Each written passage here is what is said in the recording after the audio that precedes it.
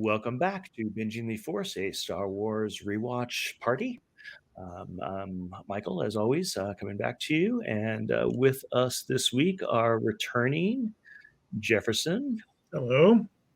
and Jefferson's brother, Jason. Hello. That's how I've been known my whole life. Yeah, I guess that would be the curse of being the younger brother. Yeah. Well, thank you for joining us. I've had my share of "Where's Jason?" questions. I've been Jason's brother once or twice. Not as often. Not as often. No, definitely not as often.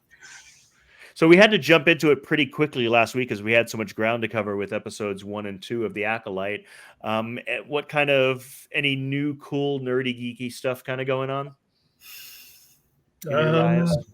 Gosh, not particularly. I just we had the I don't know how this crosses over into geekiness a little bit. We had the Portland Horror Film Festival a couple of weeks ago, which was a lot of fun. I'm one of the judges for it, so it's interesting going because oftentimes I'll have seen a lot of the films already because I have to watch submissions. But this year it seemed like I guess most of the films that I watched were rejected because I went to the festival and I didn't see very much that I had already seen. So, and then so you were overruled.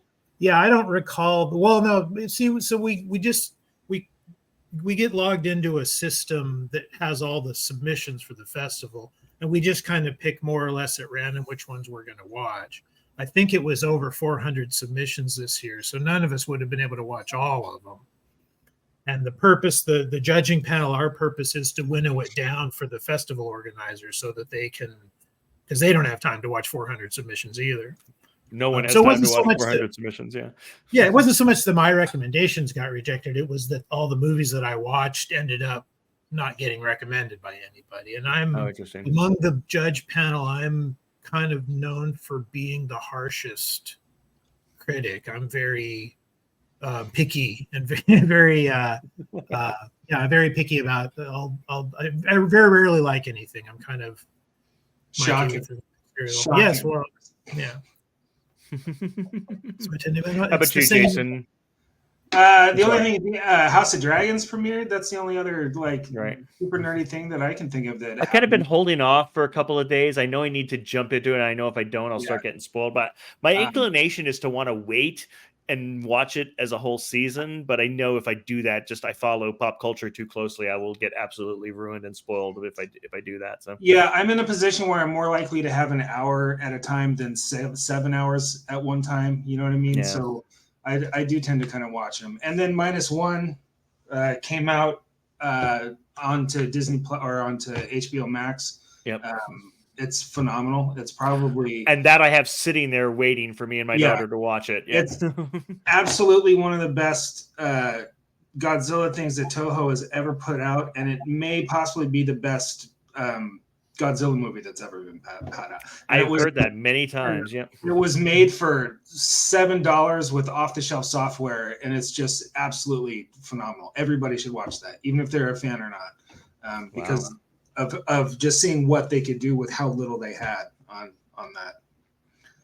Good stuff. I don't know. For me, like I said, I haven't watched House of Dragons yet, but I did catch up on the 3 episodes of The Boys that released last week, and while you keep thinking that they can't top themselves, they keep topping themselves. And I'm actually excited that 3 of the cast members, including Anthony Starr, who plays Homelander, just got announced last week as guests at our local big Comic-Con here, Fan Expo Denver. So I'm kind of looking forward to getting to see some of them. So well, cool. Let us go ahead and jump into Keep the Train Rolling. We discussed episodes 1 and 2 last week. We went ahead and watched episode 3. And now let's go ahead and jump into the Acolyte, episode 4, titled Day.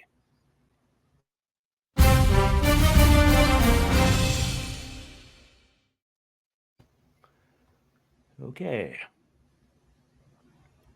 There's our parade of helmets and heads. Yes. Helmets and heads, yes. I haven't really. I just, those are different depending on which show you're watching, aren't they? It is, yeah. It does vary. It is specific to the show. In some cases, it's specific to the episode. Mm-hmm. And Paramount does a similar thing with the Star Trek shows. They have a different ship at the beginning of each of theirs. Yep. I hadn't noticed that, but that makes sense. Yeah. So if you watch Alright. Discovery, it's Discovery that zooms by and so forth. Yep. So Kofar, which we were at, it was 2 weeks ago or 2 episodes ago. Episode 2, we ended with our first shot of the Wookiee here. Right. Our Wookiee Jedi wearing clothes, or wearing a robe at least. He's not wearing full clothes, but he's wearing a robe. Or his cloak at least. Yes, I'm excited to see Wookiee in clothes. So is it just especially cold in this jungle, do you suppose? Yeah, that's true. He does have fur, so what's the point? Why does he need a robe in a jungle? Sure. Although I remember reading that one of the ludicrous notes that the studio gave George Lucas when the original film was made was that they wanted Chewbacca to wear pants. They didn't like the fact that. Oh, right. They specifically wanted shorts. Yeah. Which would be even dumber. Yeah. It would just call attention to it. It was good enough for Mickey. Mickey wears shorts. Yeah. So but Daffy does not. Figure that out. Mickey wears shorts, but Daffy does not. Sure. Right. He gets the top half. But then, I don't know. Did you know he had the little spiral thing on it? Yes, I noticed that on the wall was the spiral stuff that's similar to what's on May's head. Yeah. So that's got to be a plot point. Yeah. Interesting. That must be important somehow. And I love this. So in the High Republic, the Padawans, the belts that they're wearing, underneath, there's a sash and then the belt is over it. The sash is the color of their lightsaber until they graduate to knighthood, and then they get the white one. Wow. So hers is kind of a hunter green. If they show it again, and then it's pretty subtle, but that's something that they mentioned in the books. Interesting. Okay, so that's it. So you've actually read some of the High Republic novels. So I've read half of the first one, and I'm still digging through it. Okay, I now designate you our local expert. No. Yes, you are. You've read one book in the High Republic, so that you're now the expert. You're the head of the class now. Who has the time? And they also have like when they're doing official type stuff, it's the white and gold. But then you'll notice later that when they go out on assignment or whatever it is, like they go to like a more kind of a drab. Interesting. Going out robes, I guess. So go, yeah. Well, yeah, so I mean, white is so hard to keep clean. Absolutely. It's like a hockey team. I am digging the relationship between the two of them. Basically the two Padawans of Soul, one who didn't make it and one who's now his current Padawan. And I'm digging the kind of, friendship here between them. Right. Yeah, did you say goodbye to him? It's like, she knows. I mean, we saw her walking in on him a couple episodes, like one looking at a hollow of her and talking about him having an attachment. I like that Padawan. They gave her kind of the same spunkiness that Ahsoka had. Yeah, at the very beginning. Yeah, absolutely. Yeah. Yep. Mm-hmm. Here we're landing. Yep. Packing. Yeah, I mean, we have two different constituencies with the same objective: find the Wookiee. Mm-hmm. And what will most likely be the title of this episode: "Let the Wookiee win." Right. He's the MacGuffin this episode. Right. And yeah, this guy, I don't know. This guy is just mostly annoying, isn't he? Kind of. Yeah, he seems like he's. Go ahead. Go ahead, Jason. There's been complaints online that he talks to American slang, like current American slang, and that it doesn't sound, his dialogue doesn't sound Star Warsy enough. But I mean, he just seems like kind of your, he's your dealer. Yeah, basically. And that's kind of his role on the show, and he's playing it like he deals weed. He does seem kind of like he stumbled out of a Kevin Smith movie to me. Yeah. Yeah, I mean, the interesting thing is just trying to understand what his motivations are. I mean, he seems to be more loyal to the Master, but not fully in with the Master. I mean, like, he knows a lot about what's going on with the Master and a lot about the story and a lot about what's going on. Oh, and here's our much, much, much appreciated shorter logo. We made a lot of fun of the 20-minute Andor logo. Yeah. Right. Although that logo is seared in our minds forever now, isn't it? Yes. Okay, so this is exciting. 20 minutes. So there's Here we have. Yeah. That is, I confirmed in the credits, that is in fact Kiadi Mundi. He's Yep. our first returning character. They've made an effort. But there's two. Keep watching. Plo Koon showed up. Mm-hmm. In the prequels, Ki-Adi-Mundi's hair and beard are white, and so they've clearly made an effort to make this appear to be the younger. But it does mean he's well over 100 years old. Right. It is not the same actor playing him. It's a new actor playing him. Presumably because the prequels were filmed in England, and a British actor named Silas Carson played Ki-Adi-Mundi. He played several characters in the prequels. And presumably this is filmed in California, and so they used a local. Although the actor playing him is most of his credits on IMDb are as a puppeteer. Oh, interesting. And as like somebody under heavy makeup, like he is. I forget the character's name now, but in Solo, in the Han Solo movie, when Solo and Lando are playing Sabacc, and there's the guy sitting next to Solo who keeps looking at his cards with the 6 eyes. That's this guy. That's the same actor. He's the Doug Jones of. Kind of, yeah. He could be on his way to becoming that. His name is IMDb. Don't fail me now. His name is Eric Arnold. He was also in Rogue One as a puppet. Now, do we think that gathering there was the council, or was that a lesser? Because they specifically have a line of dialogue that says we shouldn't talk to the council. We don't. Well, they said we shouldn't report this to the High Council. Yeah, and that's what I was not clear on, is if they were the Jedi Council and the High Council was something else between them and the Senate, because they referred to not telling the High Council, because then the High Council will tell the Senate. Yeah. I got I'm getting more of a middle management vibe. That's what I got too. Is I was thinking this is not the Jedi Council. That this is let's not bother the bosses with this yet. Let's see if we can solve it ourselves. But it seemed like a pretty important gathering there of masters. I feel like she is the secret baddie, by the way. Oh, her? Vanessa? It's just a feeling I got. She's the one that she pushes back on everything he wants to do, and she's shifty. I know we talked last week about her just representing the negativity in terms of the pedantic nature of the Jedi. That basically she's representing how the Jedi are just now so stuck on the rules and everything, and she's the representation of that. And that's why the Jedi are now starting their wane. That culminates 100 years later. Yeah. See, theirs is going out robes. He's got. They have the white robes for when they're doing the official stuff, and then they got their action jacket. Action robes, yes. And this whole conversation about killing a Jedi without a weapon because the Master said it. I mean, didn't she technically do that with the last one with the guy in the force field? I mean, she did. I wish I could have been on that discussion because I have Carrie-Anne Moss issues.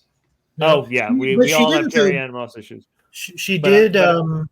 Use a weapon. She poisoned him. So yes, but she didn't. She just gave it to him. It's not like she used a weapon on him. She gave him a weapon to use on himself. So I don't know. To me, I mean, we could get very, very, very technical there, and I don't know what the Sith rulebook says about it. But you're going to have to me that she did not use a weapon. You're gonna have to take this up with the Master.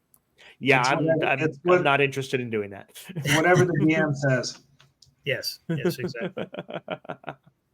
And a lot of people are really complaining about all the retcons that they're doing within this and that and the other. And I realized the other day that Star Wars retcons to me are the ending of the movie Clue, where they show the what ending. about this? Yeah, that's what could have happened. But what about this? Or it could have been that. But here's what really happened. And that's as far as it goes in my brain. Yeah. So that's how they did it when they re-edited it, because for like its release on television and on video and stuff like that. Because in the theater, you only got one of those endings. Yeah, right. I remember we were in Kansas City for some reason, and that's where we saw it. Yep, I literally theater hopped when I went and saw it in the theater, like probably on a Saturday, because in the 70s that's what you did, is like I would get dropped off on a Saturday at the theater. I would pay for one movie, and I would spend an entire day going from theater to theater to theater, because that's what we did. I would sneak in and use the money for extra candy. I remember actually going to the PG version of Saturday Night Fever and then sneaking into the R-rated version of Saturday Night Fever. Wow, because one of them was only a half hour long. Yeah, maybe. So what do you guys think about that actor, the Korean from Squid Game? I didn't see Squid Game, so this is I my didn't. first I didn't time either. So seeing him. someone else had to tell me that he's the guy from Squid Yeah. Game. Yeah. So I think he's good. He's a fantastic actor, but he doesn't know English. So everything he's saying is phonetic, that he learns. And I think that's great because I like him as an actor. But I also think there are plenty of Asian actors that do know English that are very, very good and may have also could have pulled this off equally well. Sure. I mean, I think for any role, there's any number of people who could have done it. I mean, obviously, it was the draw of being able to say the guy from Squid Game, but Sure. Right. And I mean, he's certainly not the first actor to do phonetic dialogue. And I read that he learned a little bit of English for this. That's how Chow Yun-fat started too, I mean, I think it just adds to the whole like alien otherworldliness is that, he's just potentially from some other world of humans that speak something different. So they just had Plo Koon in the background there. Didn't they? Okay. If that's really him, I don't know if it is. I didn't see his name in the credits. Like I said, watching the credits, and I wasn't like looking for it specifically. I just glanced and looked at the credits. I saw Ki-Adi-Mundi. His same vibe then. Interesting. I didn't see that name. A deeper cut for you. The little Basil, the little otter guy, I forget the name of the species, but he's of a species that is first mentioned in one of the Han Solo spin-off novels from 1979. They're Splinter in a Mind's Eye? No, it was there was a trilogy of Han Solo books. I forget which one it was. It was there were 3 of them. I've got them all on the shelf. But yeah, so these otters or whatever they're called were half otters. I was doing some thinking about this ship, Jedi ships in general. It seems like there's definitely a thing here that Jedi do not generally ride in ships that have warp capability or have hyperspace. What do we call it here? Hyperspace capability. That they specifically always arrive on ships that separate from the hyperdrive. And I'm assuming, I'm going to read into it that it's because that they would want smaller ships that have more maneuverability. Maybe, I would agree. I would also even smaller ships that look less threatening to the people that they're coming to visit. Yeah, I mean, you could still have a lot of weaponry on it. It could also be that it would appear as if they're here to be friendly and happy. I guess I could see that, but it seems to me just from a practical standpoint that they want additional maneuverability of a ship that doesn't have a hyperdrive, because they all. I mean, we saw it first with Obi-Wan Kenobi in Episode 2 that his ship kept arriving to places and then it would separate from the big ring, right? And then we saw similar stuff in Ahsoka. And then the big super hyper ring. Yep. For towards the end of Ahsoka, yeah. I wonder if it could be a pollution thing too. They don't want those big jets down in the atmosphere. Yeah, that's possible because they always, they seem to be more inclined towards ships that they can take into the atmosphere like that. That wouldn't really explain because like X-wings have hyperspace abilities, so that I guess that wouldn't hold. That's true. I think it's probably more it wasn't thought of back then. They'd have to retcon it to make it work to them. And in this case, it's a callback to Obi-Wan's ship, probably is the main point. Yeah. That's just a thing now, I guess. Yes, hyperspace add-on. I like Yord's thing of like everyone else wanted to learn this other language, so I learned the Badger language. That's why I can speak Badger. I love how the coolest looking character is the biggest, dumbest nerd. He is the Arnold Rimmer of the show. He really is. And I love that character. He's becoming my favorite. Yeah, I mean, obviously, we talked about it last week. He had been in the creator's previous series, so the actor definitely had an in on there. Yeah, sure.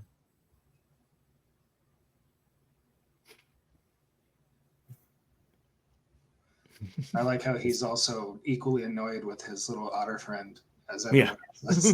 Yeah, he's the one who picked the otter. He's the one who could talk to the otter, but he finds him just as annoying. Yeah. He seems to be kind of annoyed with everybody. True. He's just annoyed. Well, he's he's deadly do right. I mean, he's the Jedi trying to do everything right, trying to do everything by the book. hall monitor that's Yep. into your business when he shouldn't be. Yep. Right. These guys should have a pretty good head start. Yep. Did they come from the same direction though? Yeah, who knows? They've done. Now, is the beaver following her scent or the Wookiee's scent? I would imagine the I think Wookiees. it was the Wookiee. I think it was the Was it the Wookiees because Wookiee? they said here's why we brought him because she was like, why did we even bring him? And then it's like tracker, and here's Yeah. why. And then they gave him like a piece of clothing from the Wookiee to go find the Wookiee because they don't know that May's there. Well, then they could totally be coming from a different direction. Yep. So when you see big, nasty, black, lumpy things on trees, leave them alone. Yeah. When OSHA just walks up to him like, don't be touching Why would stuff you on an touch alien that? planet. Have you never seen a horror movie? Right. Have you guys watched Scavenger's Reign? No. It's phenomenal. You should watch it. And this scene completely reminded me of Scavenger's Reign. It is absolutely worth it. Don't be touching stuff on an Why are you alien touching planet. it? You think that would have been some basic part of Jedi training there? It's like, don't touch Especially the nasty, black, lumpy things. It never ends well. But There in we go. Scavenger's Reign, my daughter, when she watches, she goes, giant doodle bug. Yeah, that's kind of what I was Actually, no. She was saying giant roly poly because of where her mom came from. Her mom's from the Midwest. I grew up in the South, and I called them doodle bug. She called them a roly poly. Right. It really depends on where you grew up. I think we called them roly polies. Yeah, we did. Colorado. In Colorado? Okay, see, I grew up in Houston, so we called them doodle bugs. Creature. So I think they did a better job in this episode compared to the first three. I'm pretty sure they're filming this in the volume that LED soundstage. Oh, totally. And the previous three episodes, I could definitely tell that they were filming in the volume. You mentioned there was a lack of Star Wars shows. Yeah, it really felt like they were all just in a room with a painted backdrop. Interesting. And this one, you mentioned that on other Star Wars shows that you can tell when they're in the volume. I really can. Mm-hmm. Yeah, I can. I mean, they're still doing it here. The thing that gives them away here is that the ground is too flat. So they're clearly not on a location anywhere. But I do think they've done a better job of disguising it in this scene. Maybe just because there's more foreground stuff with all the trees and bushes and everything. But yeah, I've really gotten to where I can spot it now. I'd like Doctor Who's been using it too, and I've been spotting it in the new Doctor Who episodes when they're using it. Yeah, it was kind of a gift to genre of filmmaking, that volume, you know. Mm-hmm. That's interesting because we actually, while watching the latest Doctor Who, we had a conversation. Me and my daughter had a conversation about that they wouldn't have been on the volume because they don't have one in Wales. But are you saying they do? No, they built a partial one for one of the episodes for the landmine episode. Which I found especially funny because they built a volume to make a background that was the rock quarry that's in every 70s Doctor Who episode anyway. Why not just go back to the rock quarry? That just seemed, if you're going to use a volume, that seemed like not the episode to use it on. I just have to interject that I love that they're using all the same wipes and dissolves. From the original. Yeah, I mean, so as someone who went to film school, I mean, I always think of those as just film school wipes because no one uses them. Like everyone uses them in film school when you're learning the techniques of film and you're learning the techniques of editing. You use all these wipes, and then when you actually become a professional, you never use those wipes. What's the phrase they say? If you can't solve it, dissolve it. Well, I mean, the phrase. Go ahead. Lucas got that from Kurosawa. If you look at Kurosawa's, if you look at Seven Samurai and Hidden Fortress, Kurosawa used that a lot in the 50s in his samurai epics from the 50s. I mean, for me in editing in film school, what they taught us is if you can't give an explanation, if you can't give a reason why you're doing something beyond a cut, you should just be doing a cut. Unless there's a very specific story or storytelling reason why you're doing anything other than a transition of a cut, you need to know why. Nice. Back to the volume, I can't imagine a place like Pine Tree not acquiring a volume at some point. It's one of the I'm sure they'll start building them all over, I'm sure. And the article that I read about its use in Doctor Who, they hired a guy from California to come out and build it for them. And it wasn't a Gotcha. full 360 like they use for Star Right, I Wars. was going to say, because it's not technically an AR wall at that point. I mean, it's a partial similar technology, Right. but yeah, as far But as I know, the only two that are actually built right now are in LA and Vancouver. Right, yeah, and it wasn't a permanent one either. It was Yeah. they put something together for that one episode, but using all the same principles. Sure. It'll probably be as useful to genre film as the drone is for documentary filmmaking. Mhm. You know what I mean? Eventually it'll just become standard. A drone was God's gift to documentary filmmaking. Now, this is the first episode we've really done a lot of cutting back and forth between the main actress doing both roles through the whole episode, and she really does a great job of differentiating the two characters. Like she's doing a good. Yeah, playing twins has got to be a challenge for any actor, and and unfortunately it's usually very clear which one's which.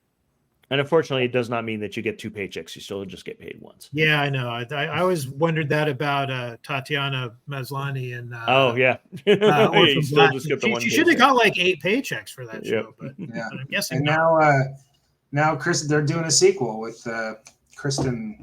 I know. Kristen this is Ritter, not. This is not the proper venue for me to discuss my feelings about Kristen Ritter. So we'll just draw a line under that. Okay. Well, as I said last week, I just re-binged her Marvel show. The Jessica Jones. Yeah, Jessica Jones. Yep. Yeah. So that's one of the. So can someone explain to me this turn here of why she does this, why she sets the trap for him, for her to make the decision to just completely change her entire plan here? I wish I could. I found this really abrupt as well. I found this. That was my problem with it. I was missing something, or she must be up to something. But my thoughts are, the whole reason she's doing this is because these 4 Jedi killed her sister. Now she knows that her sister is alive. She doesn't have that big of a dog in the fight anymore. And she knows that he's doing something shady because he is running her ragged to make her tired. So something's going on with that. And I think she got to a point where she was like, hell with that. I don't need to do this. And I certainly you're not helping me. You're not aiding me. I don't need to do it with you, and all you're hold me back. I think you're right, Jason, but I wish they would have presented that a little more clearly instead of making us guess. There was definitely a character turn there that we didn't see. I don't think some film noir, dialogue would have worked. Yeah, I know. I don't know how they would show it, don't tell it. But I mean, I would have liked to have seen something on screen to show May coming to that decision. And I'm not a Star Wars showrunner. It's not my job to figure out how to do it. It's their job to figure out how to do it. It's my job to watch it and criticize it mercilessly.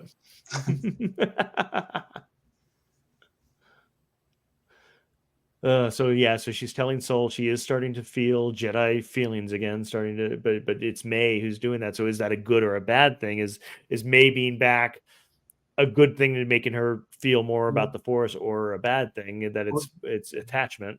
They made a very big point about stronger together. So the twins coming back together, right? Both of their powers are gonna. We do know that's true. Yeah, they did make a big deal about that the two of them. There's some mystical Jedi or the thread or whatever. There's some thing in the thread. Her sister being around is enhancing her own ability. True. Yeah, you're right. That's right. I forgot they did establish that last week. And presumably we'll get. I mean, I don't know for sure if this is what they're going to do, but I'm assuming I'm hoping we're going to get another flashback episode next week. Oh, well, we know there's still stuff to clear up because we know we still don't know how all the other women, in that sect got killed. So we didn't see it happen. So we still don't know how that happened. Yeah. I'm hoping for a Rashomon thing where they'll show us the same sequence from a different character's point of view. From a different point of view. We'll put together what actually happened once we see what everybody was doing. Yeah, because we know Soul only told her the truth from a certain point of view. Right, exactly. And we would get more Carrie-Anne Moss that way. Like that was my issue with when she died in that first scene. I was like, man, don't get me started. half of the reason I was watching the show was because of Carrie Ann Moss, and luckily she's coming back in all the flashbacks. So I'm happy about that. Don't get me started, man. and then this too. So now here we are 3 episodes later, and this too. Like I was so psyched for the Wookiee Jedi, and I so really was into this character, wanted to see more of this character, and done.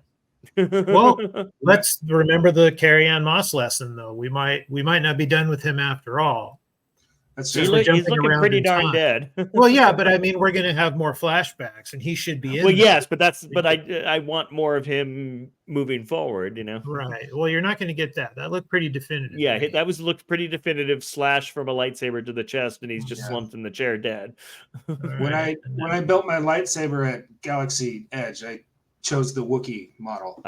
It's very cool. Nice. Did you go at the same time Jefferson did? No. I went about a separate time. Yeah, like 6 months before something. Oh wow, because we did an entire episode of the show about his experience there. And Jason you didn't do the Star Cruiser, right? You just did the gotcha. I got confused there. Yeah, I was just at Disneyland with my boys. And gotcha. My daughter. Yeah. Okay, so, you didn't do the Star Cruiser. Okay. No. I mixed up my terminology there. Gotcha. This was cool, this scene with him just kind of appearing back there. Floating down. Yeah, I mean, him kind of silently like coming down from the top of the screen, floating, no force lightning or anything like that, No big noisy entrance. That mask reminds me so much of Chainsaw Man, though. Like Deckard in Nightbreed. I'm thinking like, isn't it there in the comics like the Batman Who Laughs or whatever? Yeah. Look, that's what it reminded me of. And yeah, red lightsaber, and then all the other green and gold. I like the yellow lightsabers. That's what the lightsaber I made is yellow. I'm going with gold. Yeah, those are just brushed OSHA aside, and then brushed all of them aside, just like that. I mean, you used to like that. Yeah, they're clearly outclassed. Yeah. The Jedi EMP, I call that. Yeah. I mean, like I said last week, initially I wasn't all that interested in this particular show. I mean, obviously I'm going to watch it. As I also said last week, I don't know that not watching a Star Wars show is an option.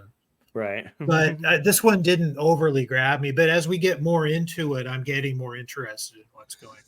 I think that exact point is why Lucasfilm doesn't care about the haters. Yeah, and nor should they. Yeah. They're obviously making plenty of money, and if they weren't, then it would fizzle out just like the CW superheroes did. Trying to second guess the audience and listening to online criticism, that's the road to madness. You just absolutely let's look at the lesson of Heroes. You guys remember Heroes? Oh yeah. And that the showrunner of Heroes was just paralyzed by online criticism, and it led him to second guess himself. And the second season of Heroes was unwatchable as a result. Well, you had a writer's strike in there too. Yeah. And that killed half of one season and a third of the next, but you're right. You're absolutely right on that one. And I'm going to defend the CW, and that the CW DC shows only ended because they were too expensive, and the new owners had no interest in continuing that. Gotcha. I got to a point where I just couldn't. There was just so much. Like I didn't have enough hours in the day. Oh, gotcha. Yeah, I don't think it was from their quality at all. I mean, I watched through the whole thing, and I'll still be watching the last season of Superman when that comes in the fall. Finally, I didn't watch any of it. I watched the pilot of Arrow, and I didn't really care for it, and so I didn't watch anything beyond that. And I would occasionally come back to, like, I came back to watch the they did the big crossover, the Crisis on, right?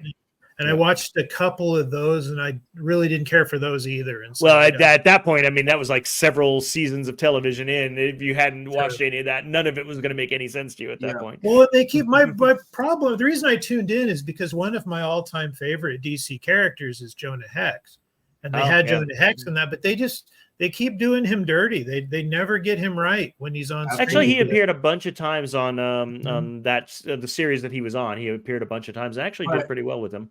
they kind of But he was this kind is of not this is not a CWDC podcast. Right. Although I absolutely would be down for a CWDC podcast. So okay, so for the Star Wars here, I mean, speaking of done dirty, I mean, Carrie Ann Moss, and then now the Wookiee. I mean, are we allowed to care about anyone in this show? Well, I like it because I mean, and like I said last week, I loved the Carrie Ann Moss thing because it was such a brilliant fake out. You know, you were watching that first episode not expecting what happened to happen. Her to die in the because first freaking scene. It was Yeah, Janet she's the Leigh- marquee Janet Leigh star. in Psycho is right, what- exactly. Yeah, she's the marquee star. She's not gonna die in the first episode, and so it was unexpected, and I love that. And I was not watching for Carrie Ann Moss, so it didn't bother me that they bumped her I off. wasn't. That actually was the best analogy, Jason. We didn't make that analogy Yeah, last Psycho, week, but that, the Janet Leigh and Psycho is really the proper analogy there. Yeah.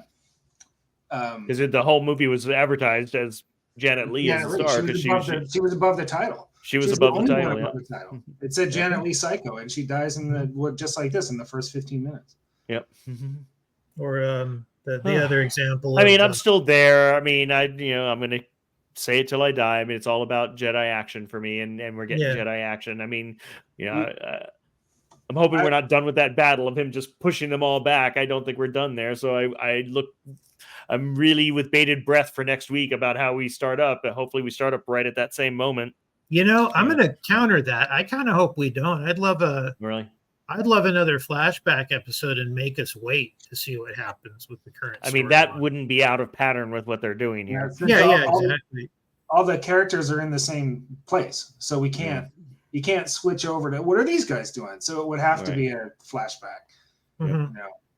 I have said forever that especially when Star Wars got bought out by Disney and more stuff was in the works, that I wanted a Star Wars story that didn't have someone named Skywalker in it. Like that was my end goal. Like, please just show me this world that doesn't have a Skywalker in it somewhere. And I kind of got that with Solo, but not really, but every other thing, a Skywalker has showed up at some point. And this so far has been the only thing that hasn't. And so I'm really digging it on that level because I do want to see other aspects of this universe. And I think another thing that the haters are saying is that it's all, the Force, Jedi, blah, blah, blah. It's stupid to think that other cultures that evolve on other planets, thousands and thousands of, millions of miles away from each other, wouldn't have a connection to the Force that they developed in their own way. And that's definitely what they showed us with the witches, with the women. Yes. There. And people are just like, what's all this? It's supposed to be Jedi Sith, and that's it. Like, why though? Like, why would people independently come up with Jedi versus Sith on separate planets that are millions of miles apart that evolved at completely different times? It absolutely makes sense. Yeah. Yeah, it's the same and that also got me thinking about the Jedi's. One thing that you can pin on them is the Jedi's could very well be a mask for colonialism. Like, they're the white Europeans and they're going to these other places and telling them how to do their religion, and so that is making, and I know a lot of people don't like it when it's not a good versus evil, and that makes the Jedi very gray. It doesn't make them black or white anymore. And I was kind of hoping that would be a little more overt on this show, but baby steps, I guess. I mean, I think that is definitely what we're getting, is that the Jedi we're definitely getting that the Jedi are not purely the good guys. It's not that they're purely the bad guys either. It's all, I'm going to keep using it from a certain point of view. Yeah. And that's, I think that's where they've been since the prequels, really. I mean, the point of the prequels was the fall of this order that had I don't know about outlived its usefulness, but that had failed in its mission. That the idea was that it wasn't just all the Jedi were good and all the Sith were evil. The Jedi, they I don't think anybody has ever misread a prophecy quite as badly as they did this one. Because they're all like, Sith, what, huh? you know, in Well, episode I mean, 1. for me, And they I just didn't- attribute it to entropy. I mean, Yeah. that it's really just that they did achieve their goals. They did create a harmonious galaxy that, you know, everything was figured out and everything was organized, and you had the Mhm. Senate that, you know, made the decisions, and you had the Jedi that implemented, and they really had it, and they had the culture had reached its zenith for the people who were part of it, for the people who were part of the Republic. I mean, obviously there were all the outer systems that still had their own rules and everything, but I think really the message is that entropy exists, that, you know, you can achieve that pinnacle, but then, you know, systems are eventually going to rot, you know, Complacency sets in, and yeah, Yeah, complacency sets it's in, and Rome. you can't keep it going. It's Rome before the Mongols showed up. Yeah. right, You know, exactly. So I like that Cool. this show is exploring that more. The idea that the Jedi are not infallible, and that they're And they're victims kinda- of bureaucracy, like any other big and organization. they're kind of pricks. You know, Yeah, That's- they are. They're kind of jerks, pretty consistently, and more so in this than in anything else we've seen. I think. I mean, I think the prequel trilogy lays the groundwork for the Jedi kind of just being officious jerk faces. We don't see it much in. That far. I still don't go that far. I'm still on the side of the Jedi. Yeah, and we don't see it much in the Clone Wars TV series, because that's most of the stories in that series are very much about action. So there's not a huge amount of. Well, it's also war. So in war, there are Yeah, good it's a guys and bad military guys. show, Whatever, for sure. whatever side you're on, those are the Mhm. good guys. You know. Yeah. Right, exactly. But I'm I do- enjoying the gray area that we're getting on this show. I Totally. do too. And I especially like the how spread out the Jedi are. Like there's a Jedi temple on every civilized world, you know, and that's Mhm. going to give you, just like a police station in every small town, you're going to have Sure. good cops and bad cops. Exactly. You know, Yes. and you're going to have cops that want to toe the line and other cops that are dirty, you know. Mhm. And so I like that they're showing little aspects of that too, of this weird. With thousands of Jedis, it is not a monolithic thing. It is not. They are not all one thing. No, absolutely not. And I do think, back to Jason's point, it's interesting that in the first episode of this, when May shows up to look for Carrie Ann Moss's character, she's in the bar. Yeah. You know, she's sitting in the bar drinking. She's not meditating in some temple or doing some Jedi thing. She's not out in the woods communing with nature. She's having a cold one in the bar.